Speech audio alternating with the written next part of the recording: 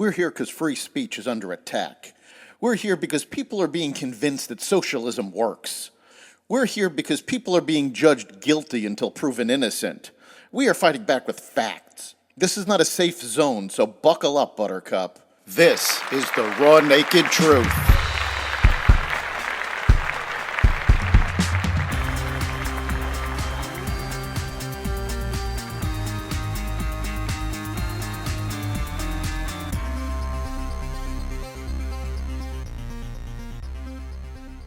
Would-be Trump assassin in court. Diddy Combs arrested.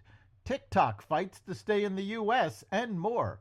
Welcome to the Raw Naked Truth. I'm your host, Eric Lopkin, and here's the news you need to know.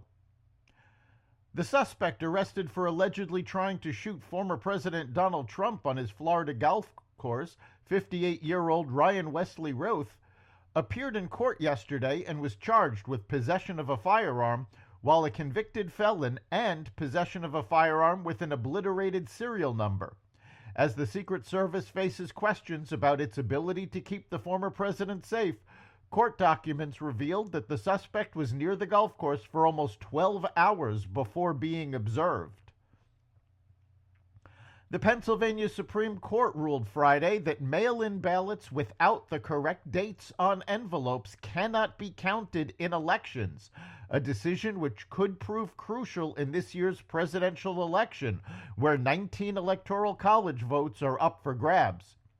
The state's high court ruled on procedural grounds, saying a lower court that found the mandate unenforceable should not have taken up the case because it did not draw in the election boards in all 67 counties.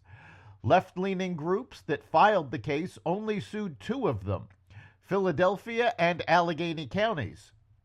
The Pennsylvania Supreme Court said the lower Commonwealth Court lacked subject matter jurisdiction to review the matter, according to a court filing. Commonwealth Court 2 weeks ago halted enforcement of the handwritten dates on exterior envelopes. Friday's ruling now means mail-in ballots must be properly dated in order to be counted enforceable. Rapper and entrepreneur Sean Diddy Combs was arrested in New York on Monday evening, according to the U.S. Attorney's Office for the Southern District of New York. U.S. Attorney Damian Williams said the arrest was based on a sealed indictment, which is expected to be released Tuesday morning, according to a statement posted on X Monday night. Combs, 54 years old, has been the subject of several lawsuits in recent months, with allegations including rape, sexual assault, physical abuse, and forced drugging. Some of the lawsuits allege that incidents occurred decades ago. Britain is facing a free speech crisis as the new left-wing government, overzealous police, and courts crack down on freedom of expression. Prime Minister Keir Starmer, the leader of the ruling Labour Party, and his government of barely 2 months have been accused of rolling back free speech protections on safety grounds and failing to root out selective enforcement of laws.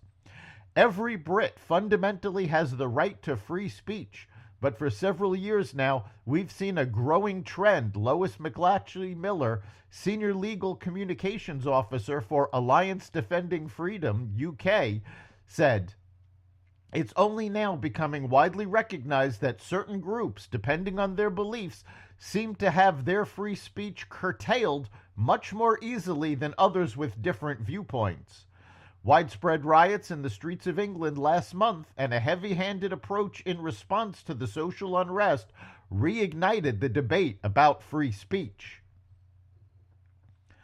On Monday, a federal court heard arguments from TikTok that a forced sale or ban would violate U.S. users' free speech rights. In April, Congress passed a law forcing the company to either shut down or sell to a non-Chinese owner by January 19th. It's not clear how selling TikTok to a U.S. owner would threaten Americans' free speech. "The core point we're making is one they've conceded," said Daniel Tenney, a lawyer representing the U.S. government, which is that TikTok's code is made in China.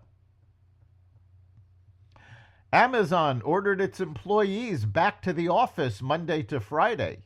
Amazon will no longer let its corporate staff have hybrid roles that permit them to come to the office just 3 days per week.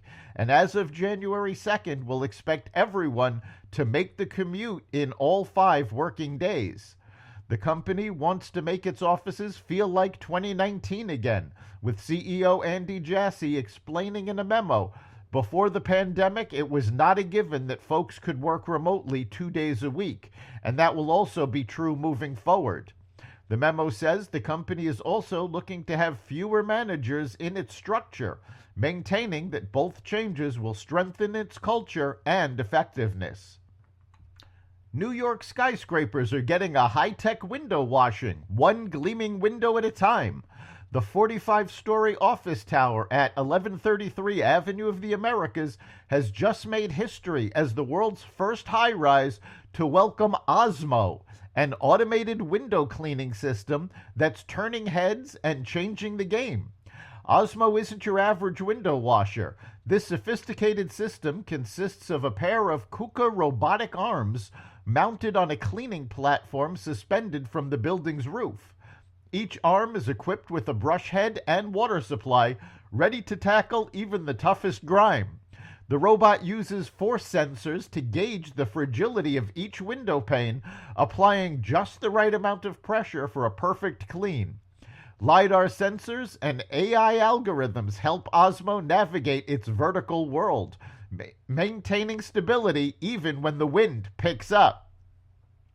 That's the Raw Naked Truth. You can catch every episode of The Raw Naked Truth at xvadio.com, the Apple Podcasts app, Google Podcasts, Spotify, iHeartRadio, Audible, Amazon Music, and other platforms that respect freedom of speech. We'll see you next time.